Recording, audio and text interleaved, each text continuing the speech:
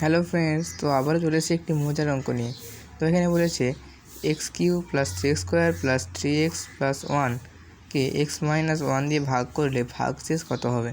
তো আমি এখানে ভাগ না করে কীভাবে ভাগশেষ নির্ণয় করি দেখো। প্রথমে এক্স মাইনাস 1 সমান 0 করবো, তো এক্স সমান 1।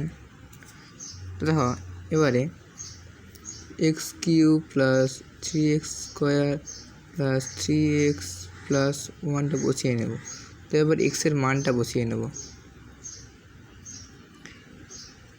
1 cube plus 3 into 1 square plus 3 into 1 plus 1 সমান 1 স্কোয়ার 1, 3 গুণ করলে 3, 1 3 গুণ করলে 3 প্লাস 1, দেখো 8। তো কি সহজেই, খুব সহজেই